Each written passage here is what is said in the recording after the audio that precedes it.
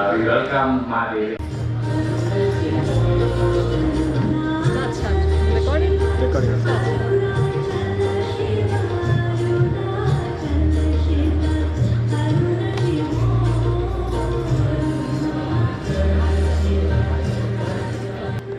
We will give the honor on behalf of the society to Ma Devaki.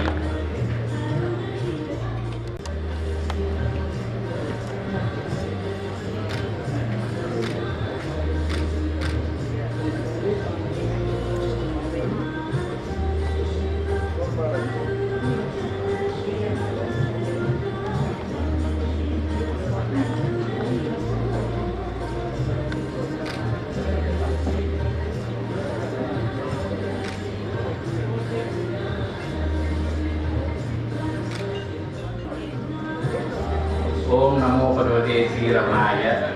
Yogi Ramsuratkumar, Yogi Ramsuratkumar, Yogi Ramsuratkumar, Jai Guru Raya.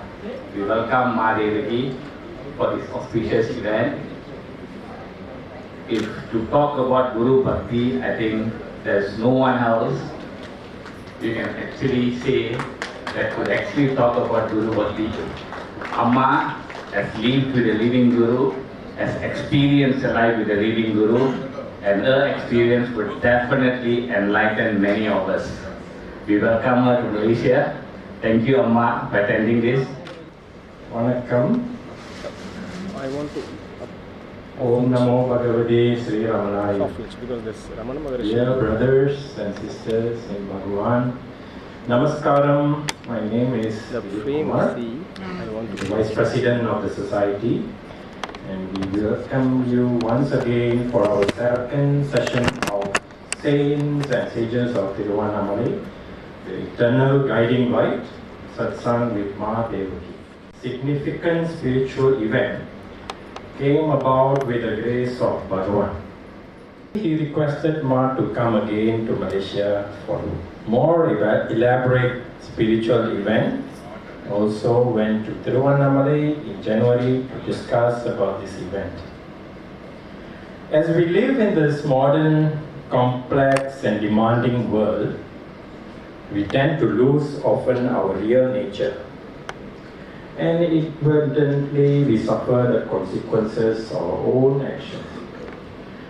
The ancient spiritual wisdom discovered by our saints and sages has brought us back to the sacred path of the true nature of our true self.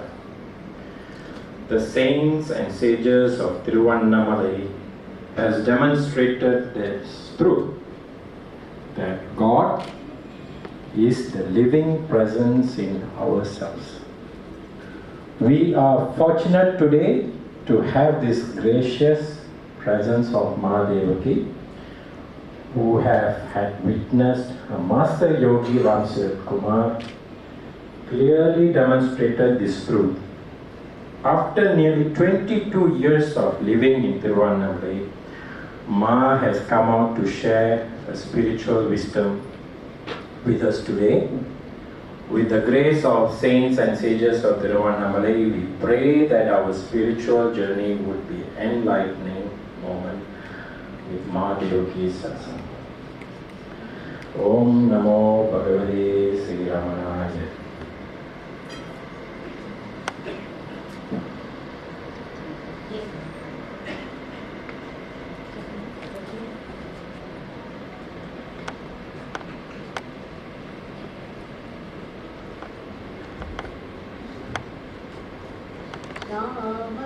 Ramasuratkumar, Kamakhanchalanadhanam,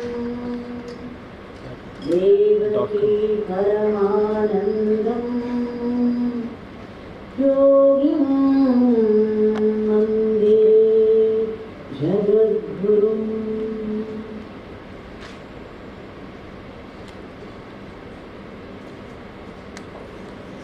Om Namo Bhagavate Ramana. Yogi Ramsuratkumar, Jai Guru.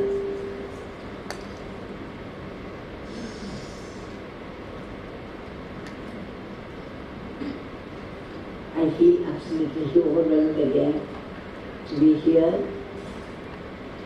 with you all. I feel such love surging inside me just looking at you all, because this togetherness, this love, this is divine. The divinity means love, harmony, togetherness. He says that I should talk about Guru Bhakti and the grave. So since it is Guru Bhakti, I would like to start with a certain experience of mine, and then we will go to the generalities. My own personal experience of Shri Ramana Bhagwan and the Yogi Ramsuratkumar that followed. Initially I had taken Diksha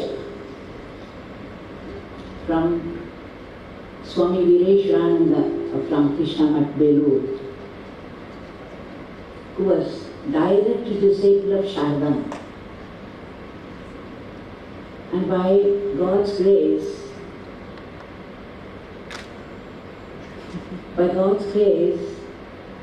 it happened that Ramakrishna Mat Mailapur, the senior Swami told me, this Swami Vireshwananda is 94 already. If you want to take Diksha, please go. You have to go to Belur Mat. I said immediately, I jumped the chance, and then I went alone to Belur Mat. And after initiation from Swami Vireshwananda, I felt once again overwhelmed. But 3 months after that, he attained Mahatma. I'm very happy. I did not miss my chance. But then it left a vacuum.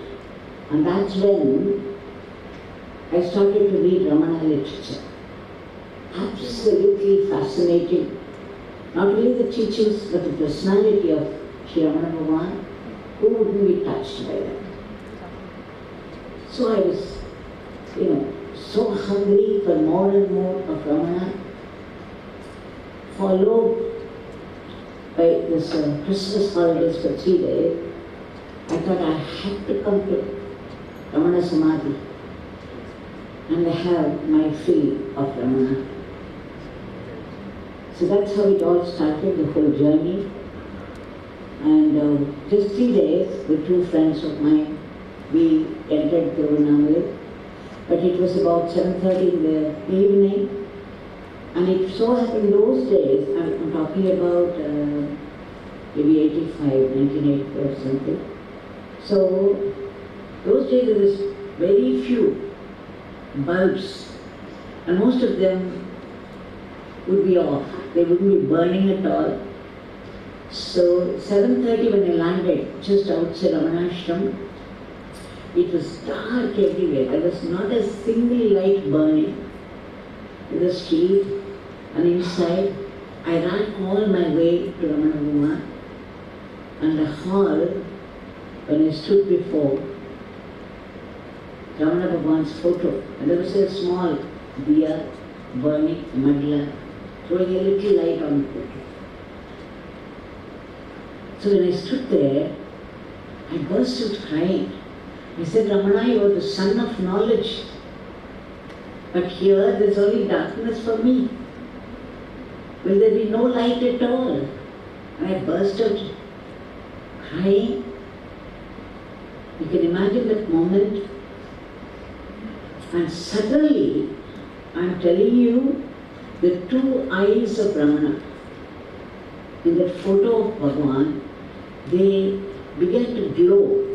They came alive, just the 2 eyes alone. And I felt this compassionate gaze. I was completely lost in the direction of his eyes.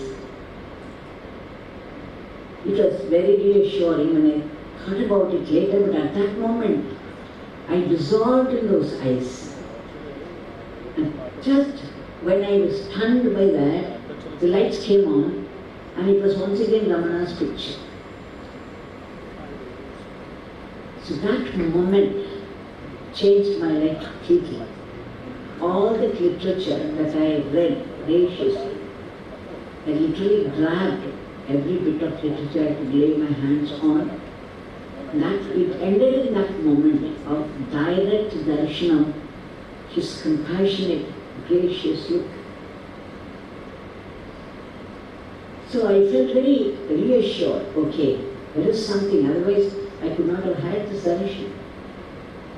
So when I came out, I was very ecstatic, I should say. And then I sat in the samadhi, then I was going down. And that's when I came to know that there was a living master. Somebody said there's a living master in Tiruvannamalai. So why I am saying this time, I will not go through every detail of that.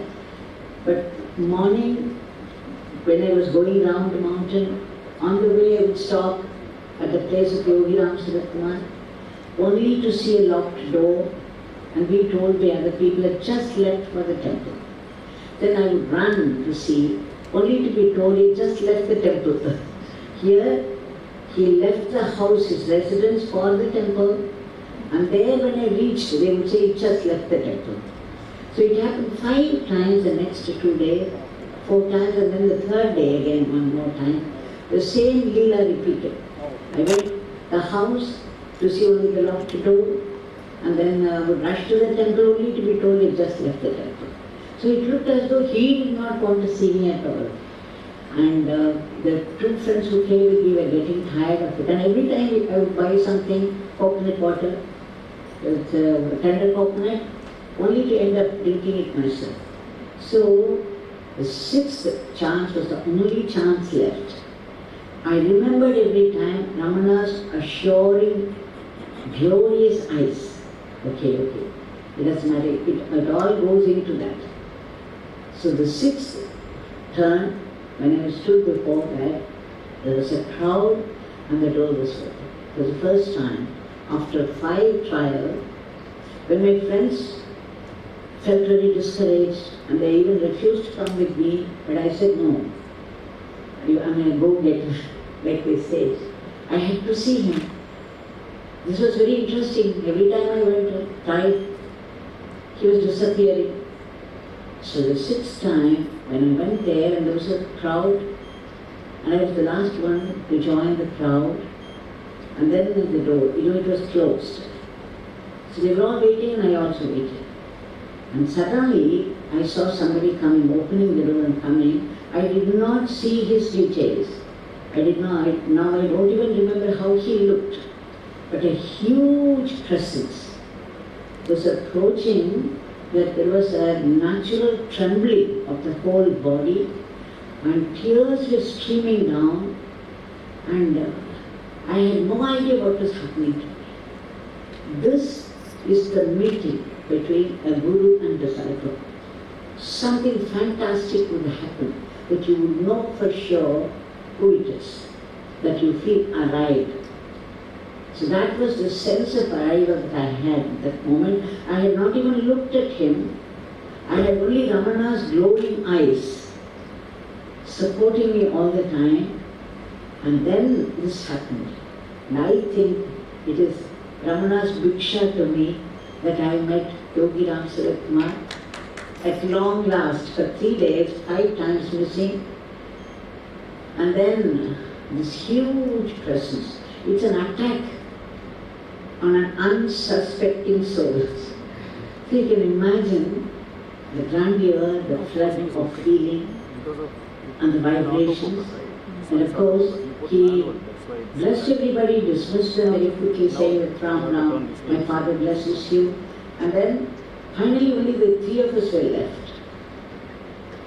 And then my friend was nudging and saying, look, our turn to go now, he would say. But instead he said, come inside. So we went there, and now he was closer to me and I was trembling even more. I dropped all the apples that I took. He shouted, pick them up. And then he opened the door and I went inside. This was symbolic of his opening to me, the Guru's grace opening to me. And inside, the few minutes I spent with him, he gave me a very deep, deep experience of bliss and peace. I had only read about it in Ramana literature, it was only a book knowledge for me.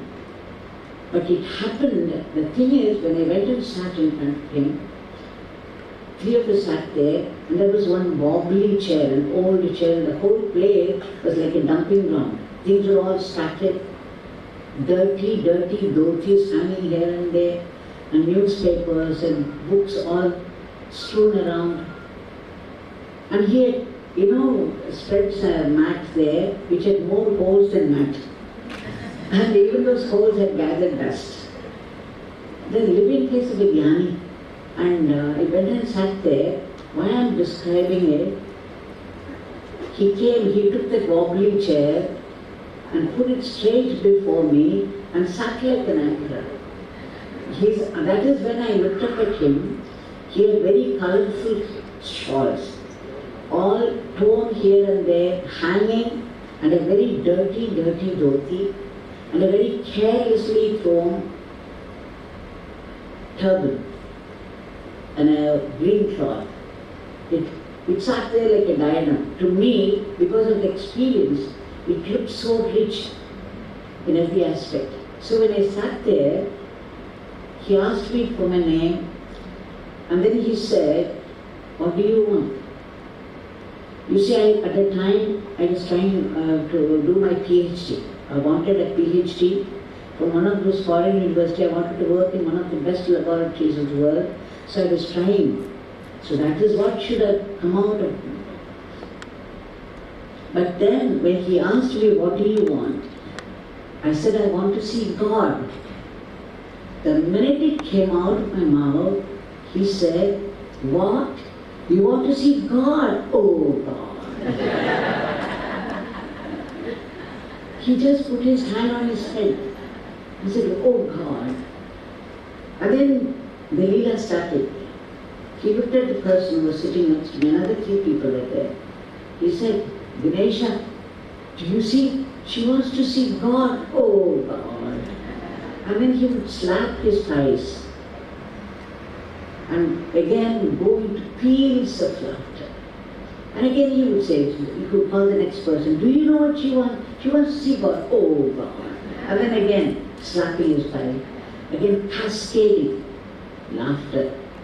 Now here, I was thinking that I had the sense of arrival, and then here I met God himself. And here he was making fun of me. So I was sinking and sinking and sinking. I felt I had made a terrible mistake, that it's not for me even to voice out such a thought, that I was far below down. And sinking, and then it came out as sobs. So when he was playing, and that's when I looked up.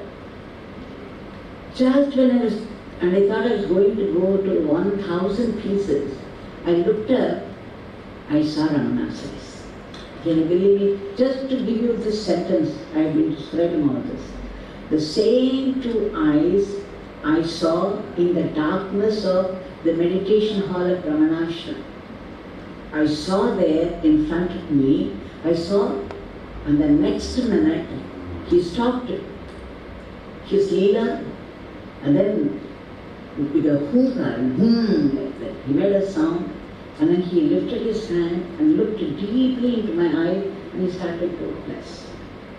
And I was looking at Ramana's eyes in that frame, and I had no idea what happened, but all the thoughts dropped.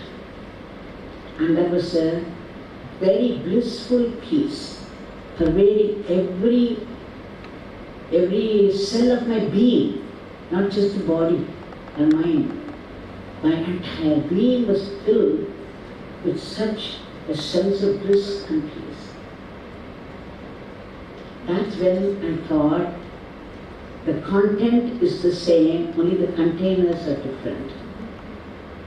There is no difference at all between a Mahatma and a Mahatma. All the divisions we make, the devotees, out of our own limitations and lack of knowledge. But I'm sure that was one moment Ramana would have been very proud of me. I picked up that lesson from his eye, and so that is how the whole thing started. That today I am here addressing you people, especially on my first experience with Ramana Bhagwan and Yogi. It's all, as I said, the Bhiksha that Shri Ramana Bhagwan dropped into my hand. So I'm very, very happy to be here with you all on this particular occasion. And I'm especially thankful to and they're asking me to talk about Guru Bhakti and the grace of the sages and saints of Tiruvannamalai. In the initial days, the very mention of the word Tiruvannamalai, I would go into ecstasy. You believe me, when I entered Tiruvannamalai, I had seen a golden dome over it. It looked golden to me. I thought Tiruvannamalai is just totally outside this world. Such is the glory of Tiruvannamalai. Because it's Jnana Bhumi. It's the land of supreme knowledge. Lord Shiva himself is the reigning Lord there. And the whole of Tiruvannamalai is Garbhagriha of Lord Shiva. So what do you expect? Such high energy there.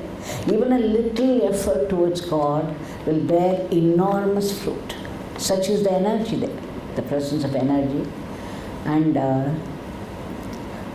from time immemorial, people have glorified this place further. The sages and saints, because the Shiva of Arunachala has a magnetic pull. All the great sages, saints and sincere sadhaks have been gravitated towards this mountain, which looks so ordinary. You see that at the first, everybody would think, oh, this mountain is Lord Shiva, because it looks like any other stone mountain. But Ramana Bhagwan says, though it looks like a stone mountain, it is Chaitanya mountain. It's a mountain of Chaitanya, Shiva Chaitanya. And it is the very word mention of Arunachala, Ramana Bhagwan shed tears profusely. His bhakti towards Arunachala was such. The very name drew him to the place. And it is still drawing people from every corner of the world. Any place you mention, Alaska to Argentina to Australia, you mention the country, there are people from there in Tiruvannamalai. Such is the pull and glory of Tiruvannamalai and Ramana Bhagwan. It is he who put Tiruvannamalai in the world map. And so, now even before Ramana Bhagwan came there, Seshadri Swami was there. Seshadri Swami was a very great mahatma in his own right, and he is from the place Kanchipuram. You know that Kanchipuram is reigned by Mother Kamakshi. She is the representation of Parashakti. And Ramana Bhagwan is from the place of Madurai Meenakshi. And Yogi Ramsuratkumar is from the place of Kasi Visalakshi. So Kamakshi, Meenakshi and Kasi Visalakshi, their divine sons had done their spiritual ministry, adding to the glory of the place. And when you look at it, Seshadri Swami was given to pujas, slokas and homas, and of course dhyana. Dhyana is an inevitable part of one's sadhana. So he was usually doing all that before he came to Tiruvannamalai. That's what led. His mother, before she passed away, she was saying that to be born in Tiruvarur gives you moksha. And to die in Kashi gives you moksha. And to have darshan of Chidambaram Natarajan gives you moksha.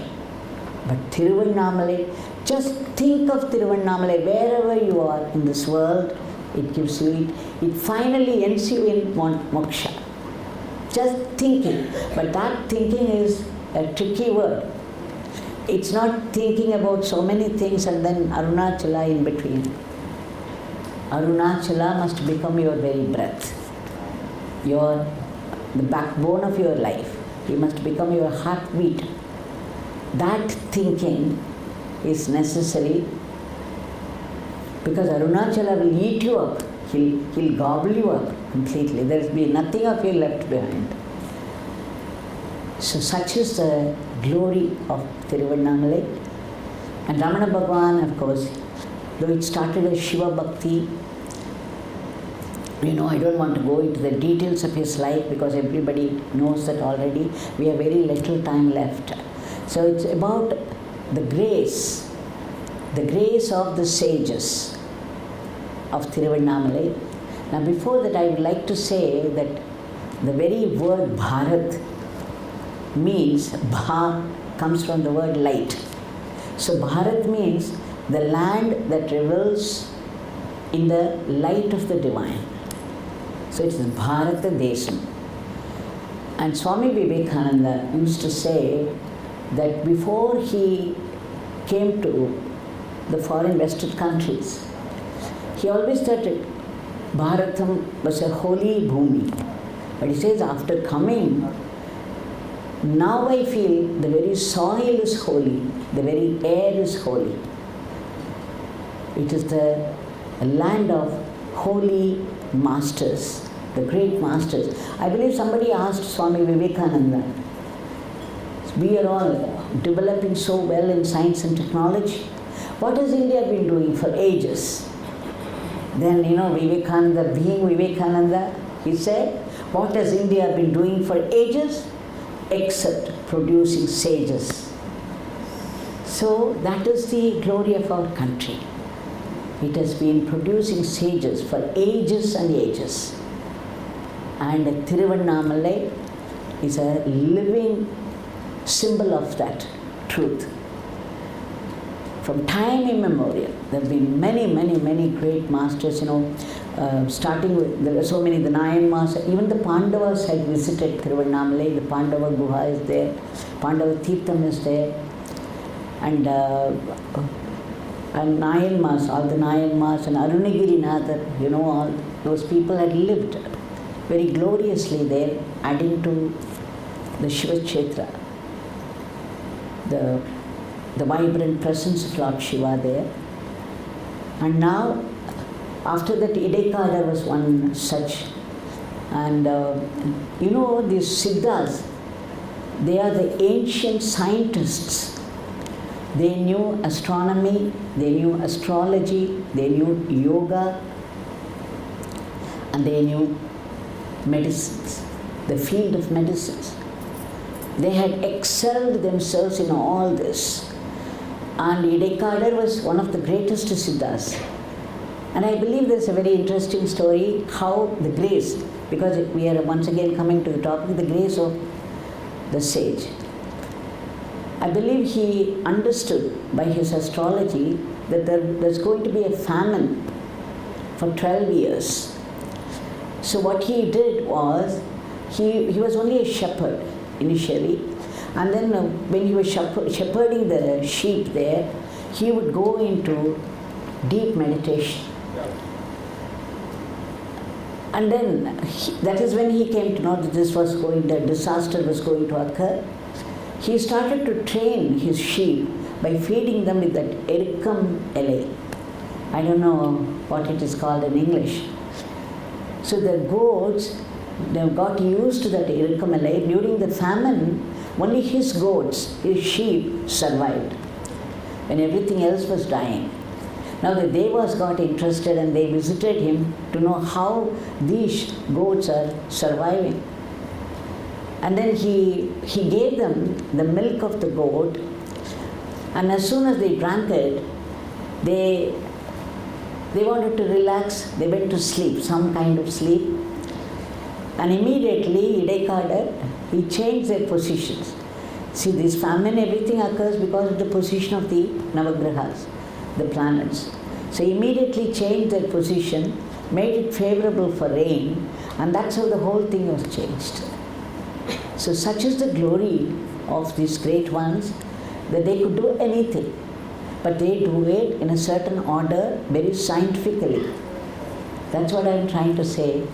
And then after Idekada, Guhai Namaschivaya had come and he stayed on the hill. I think he's from Karnataka or Andhra. And of course Shiva blessed him so much that he could compose songs in Tamil. And he had two great disciples. One is Guru Namaschivaya and then Virupakshi Deva. So that is why the caves can be found on the mountain where Guhai Namaschivaya stayed. And then Virupaksha cave is also there because that's where Ramana Bhagwan went and did his tapas, continued his tapas there. Guru Namaschivaya, just by his devotion to his Guru, by his service to the Guru, he had attained a certain power. So one day when he was serving his Guru, suddenly he just grabbed some cloth and he began to do like this. He was crushing the cloth. Then Guhai Namaschivaya asked, "What is happening, my boy? What are you doing?" He said, "In the Chidambaram Garbhagraha, the screen there caught the fire from the lamp and I'm just quenching it. I'm putting it out." Then the Guhai Namaschivaya saw, okay, you are excelling your Guru. Now you don't need me anymore. You go to Chidambaram, stay and you continue your tapas. You will attain a very a great level there. So it's one of those other famous disciples. And the second one is Virupaksha. Virupaksha also was very devoted to his Guru and he attained his Samadhi there. And he has, I don't know how many of you know this truth, his whole body became a linga of vibhuti. So he attained Samadhi. Even now they had put up a linga there.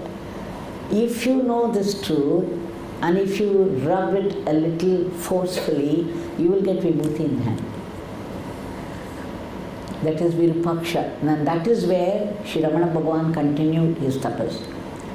Because some time back somebody came and gave me the Ganeshana of Ramanashram. He brought some vibhuti and said, "Amma, this is from Virupaksha Deva." Because he has this boon, the whole body turned into such Shiva Bhaktas. And so, after that also there are other people. So we will concentrate on Seshadri Swami and Ramana Bhagwan and Yogi Ramsuratkumar because it's Guru Bhakti. Because they lived very recently and they lived their teachings.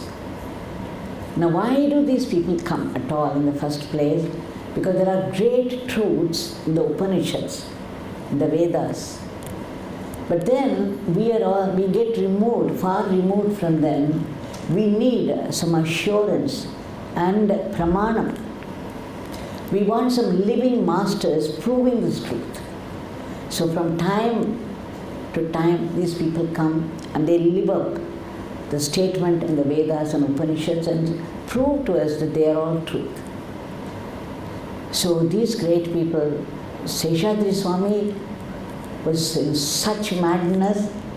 I believe Mani Anna told me once that so many people went and reported to Ramana Bhagwan, Seshadri Swami is very, very mad. He behaves in very strange ways. And this madness, he goes and beats people. And then he enters a shop and throws away all those things. And sometimes he behaves very strangely with women also. He spits on them, this and that. Ramana Bhagwan said very quietly, there are three people. There will be three people in madness. One is Seshadri Swami, and then he said, pointing to himself, this is the second, and the third, he started and kept quiet. He did not complete the sentence when Maniyana said, the third is probably Yogi Ramsuratkumar, because he always called himself a mad beggar. This beggar is very bad, very mad, very lazy, very crazy. This is his own description of himself. He also called himself only a beggar. It is we who call him Guru.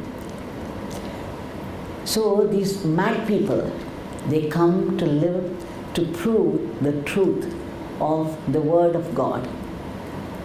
And Seshadri Swami, once, he always knew he could read the minds of people.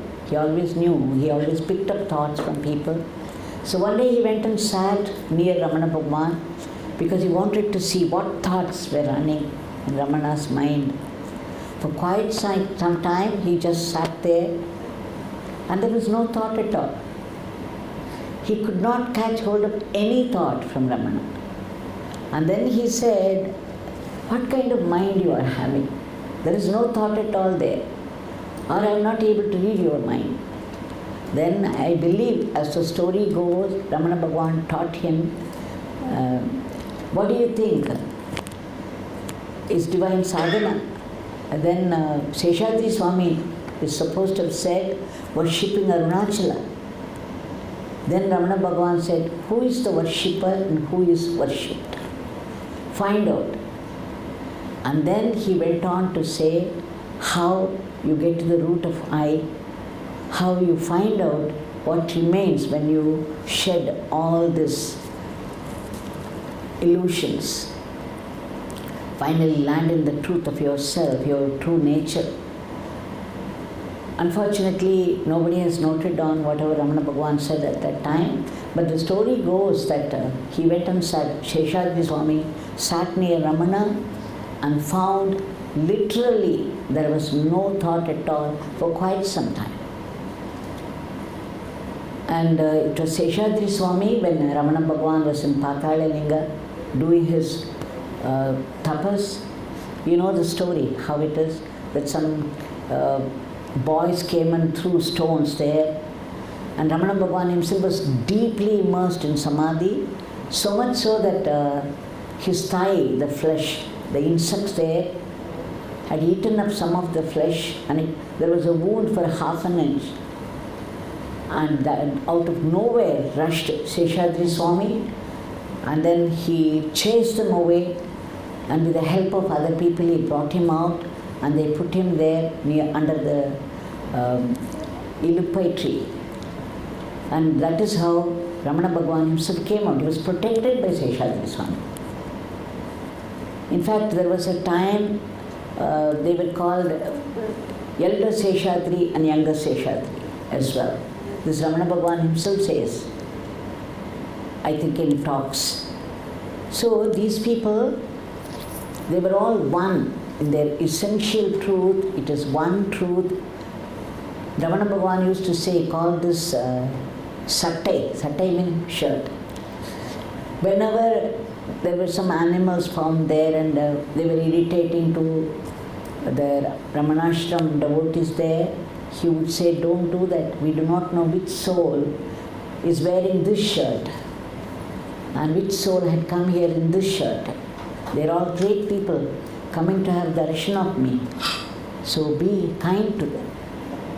So after that, of course there are so, if I start talking about Ramana Bhagwan and his state of being, it will take hours to narrate one after the other. But one thing you can be sure, there are many, many, many miracles done by these great people, but all these miracles will lead to the final miracle of transformation. So when we talk about the miracle of getting a daughter married, or getting a job for a son, and getting rid of some disease, all these miracles are there, they happen automatically, but all these miracles are being done by these great ones only to effect the final miracle of transformation. So there are many, many miracles of Seshadri Swami and Ramana Bhagwan. And now we'll come to Yogi Ji. Yogi Ji, as I said, is originally from UP. And he also, even as a little boy, he would go to the banks of the Ganges, he would seek solitude and go into meditation. When all other boys of his age would be playing or they would be going with their fathers to the fields to help them, Yogiji would be sitting in a corner on the bank of the river in deep meditation. There was one Kapadia Baba who was the earliest mentor and who understood who Yogiji was from the beginning. So he said, your gurus are not, I'm not your guru, your gurus are all in the south. Just at the age of, there is one experience of Ramana that when he entered Arunachala, Garbhagraha, as a boy of 17, as soon as he entered Tiruvannamalai, he went straight to Arunachala Garbhagraha and then he hugged the linga there, and then he felt the presence of a huge effulgence. Something very similar happened to Yogi Ramsuratkumar when Kapadia Baba sent him to Kashi. When he went into the Garbhagraha, he almost fainted because there was this huge effulgence engulfing him and he swooned. So we see similarities as well in these lives. And Yogiji, after that, he came, he studied, he did his BA, BT, and then he began to work as a teacher as well. But all through that, his mind was not in the ordinary life. So there was this search for God, very intense, like fever in his blood. And he had to come in search of a guru. So Kapadia Baba sent him to the south and he came to Shri Aurobindo.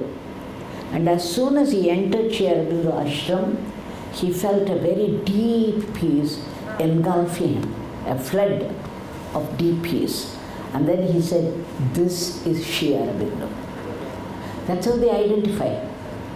And then when he was there, he heard about Ramana Bhagwan and then he came to Tiruvannamalai. He sat before Ramana Bhagwan. For 2 months he was there. And of course, screen after screen after screen fell down. And there was revelation after revelation. And at one point, he also got the experience, the greatest, the highest experience. And then the time came when he had to leave. He was still working in a school. So he had to go back. He came and stood before Ramana Bhagwan. And I think he did not voice out, but he prayed, please let me also stay in that experience. Please give me that experience. Give me that state of being. And Ramana Bhagwan usually would keep quiet and not say anything. But this time, Ramana Bhagwan looked at him intensely and said, Sari. So much so that Yogiji reported years later to me, the one word of Tamil that this beggar learnt was straight from Ramana Bhagwan, and that is Sari.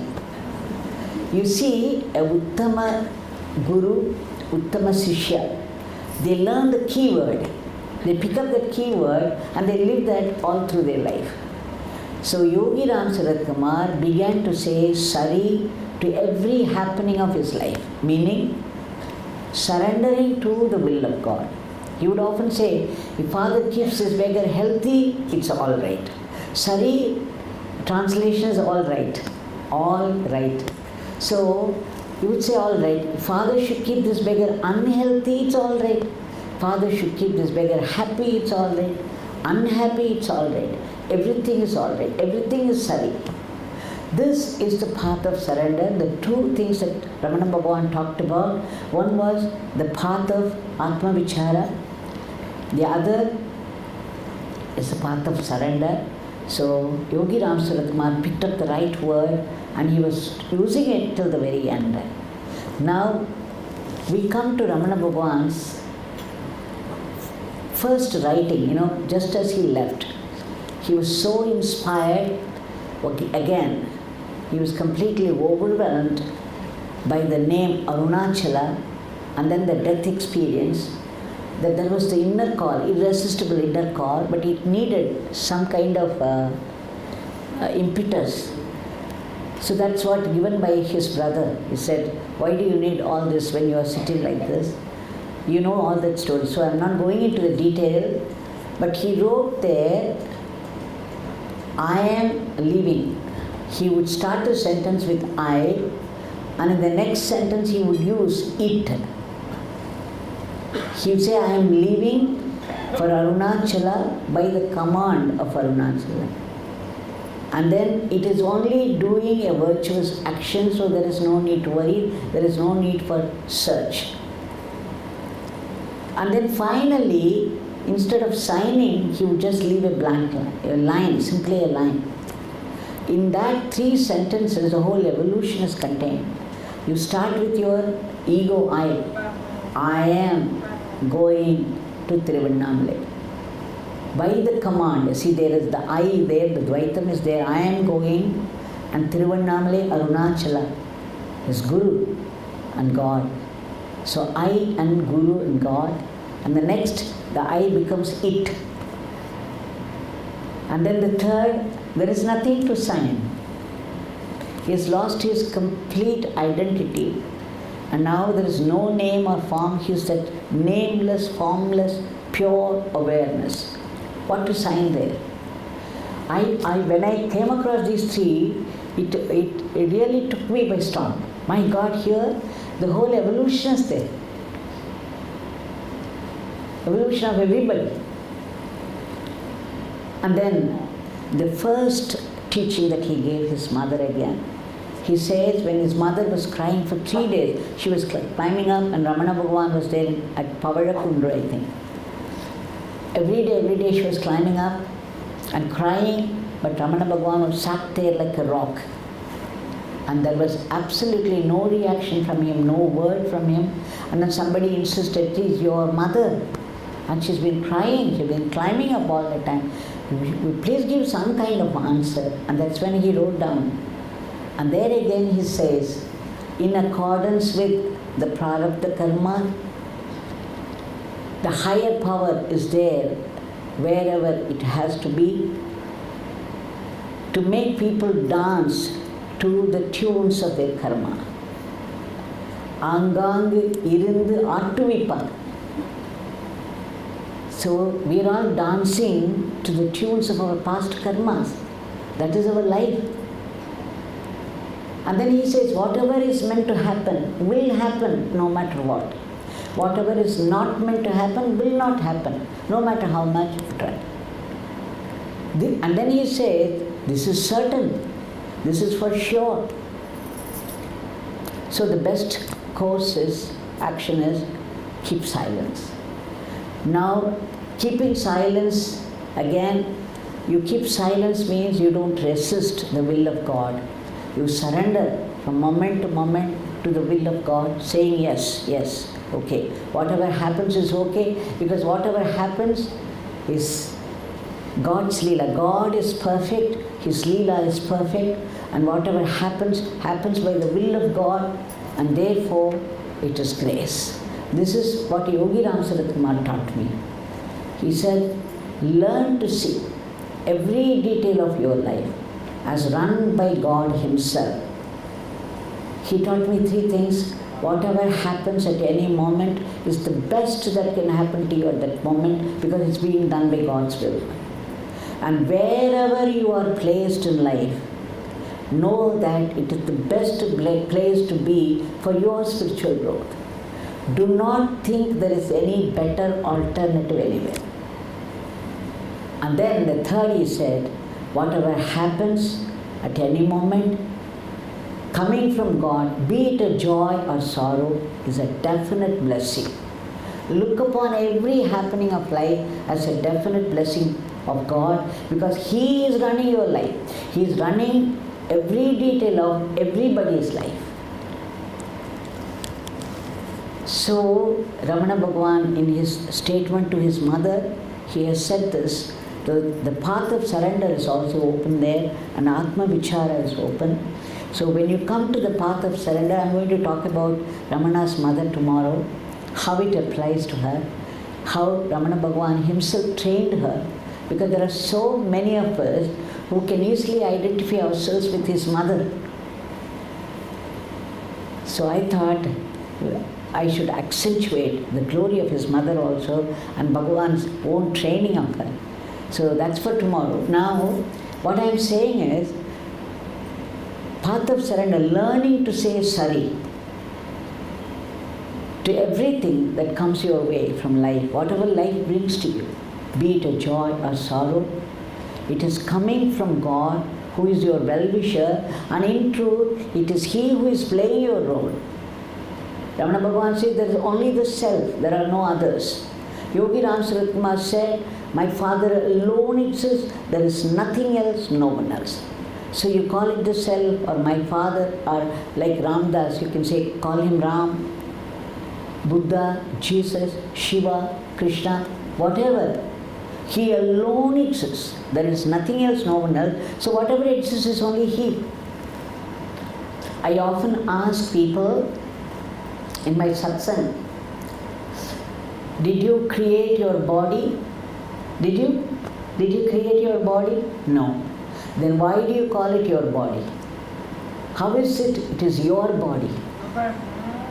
And did you put life in it? Did you put life in it? Did you put the breath in it? No. So why do you say this is my life? And we are so bothered about our life. So there is neither the body nor the life in it being done by you, but you are trying to own up something which in no way belongs to you. Where are you in the whole show? Now if you look at it, those of you who practice Atma Vichara I would know that when the I starts, where the I starts, the breath also starts. The I, and Ramana Bhagavan himself has mentioned that. The I and the breath, they start together and subside together. So those of you who are doing Atma Vichara, who am I, can also, as an alternative method, look at the point where the breath starts. If you put your entire being at the point of breath, you will see revelation after revelation coming through. Because that is the point. And so now we'll come to this point. This breath, in breath, now breath. They are rooted in that Chaitanya with them. You know the Chaitanya Antaryami, the indweller, he is there as pure awareness, pure consciousness we call it, and your breath is rooted in the pure consciousness. That's why Ramana Bhagavan says, you look at that point with your entire being and see what is there. Complete scientific spirit, with no preconceived idea, you look at the point with the entire concentration. You're getting ready for the revelation.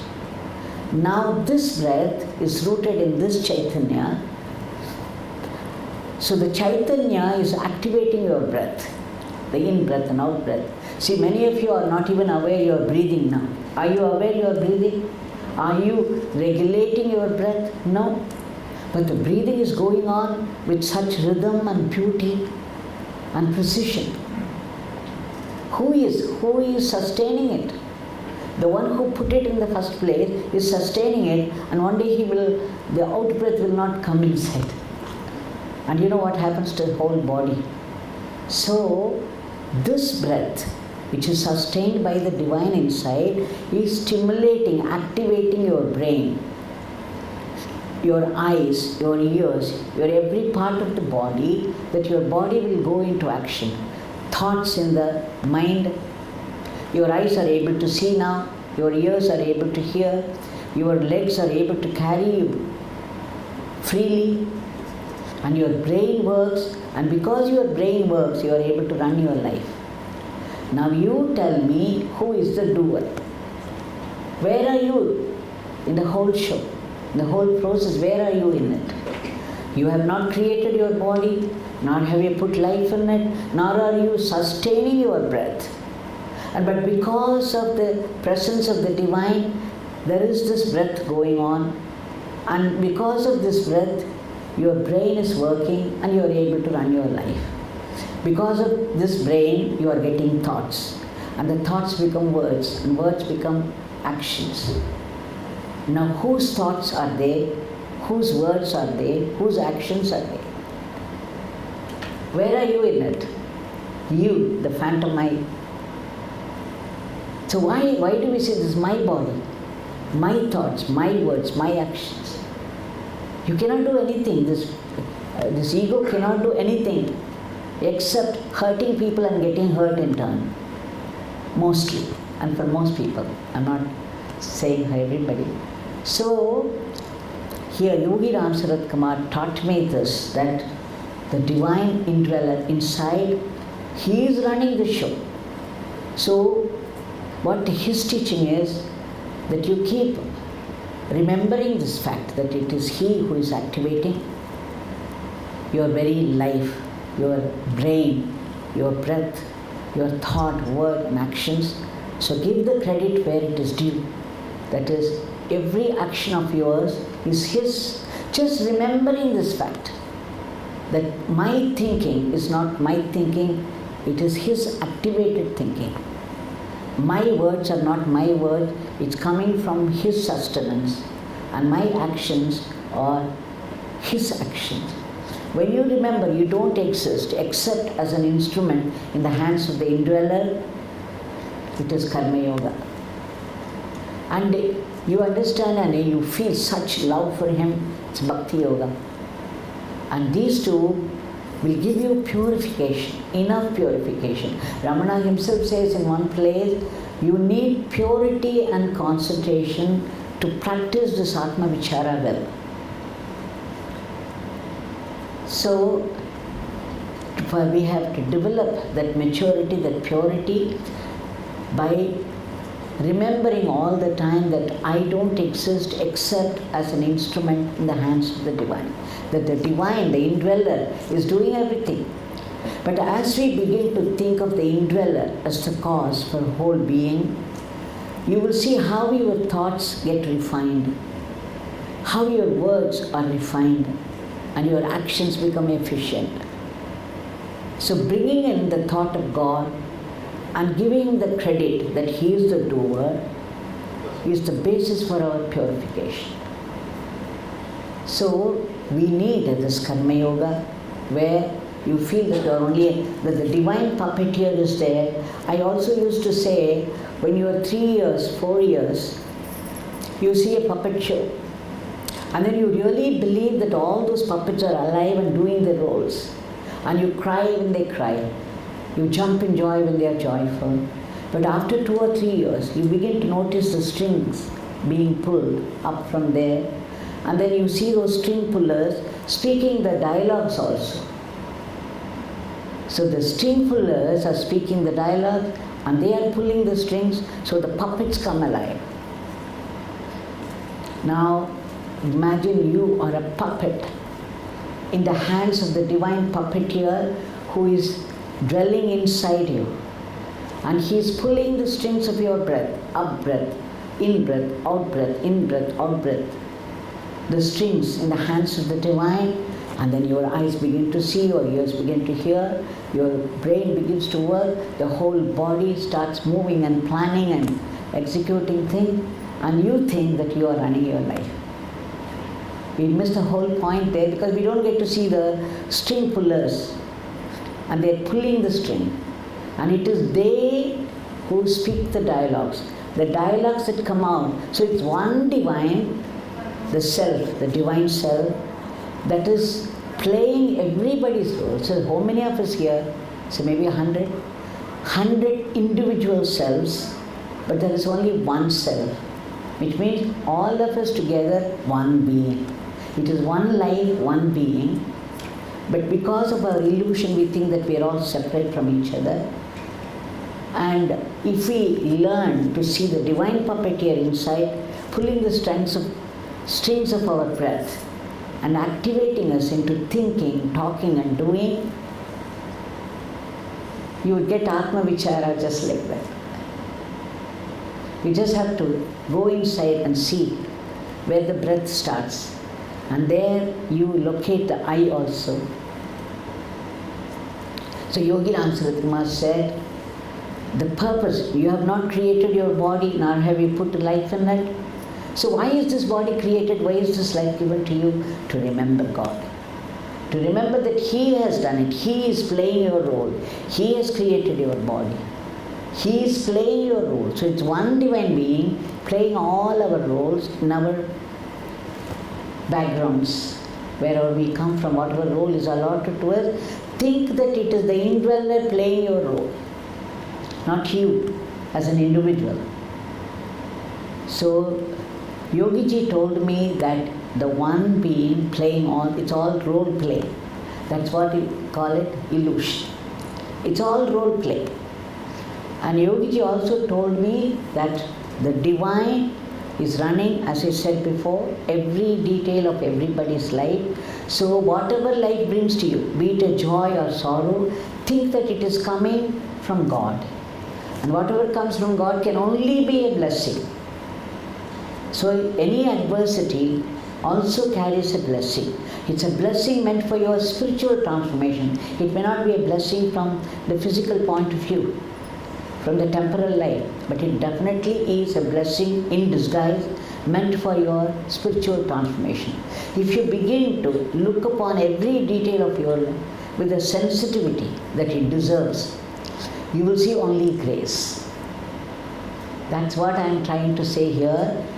The grace of the saints and sages of Tiruvannamalai, we start with that, but we will end up seeing only grace everywhere, not only in Tiruvannamalai. Whatever happens in our life, be it a joy or sorrow, it is grace and grace and grace. In the beginning it's grace, in the end it is grace, in the middle it is grace, it's grace all through. In the beginning, only means when we pray to God, when it happens, when our prayer is fulfilled, we say, oh, this God is very gracious. He is really a giving God.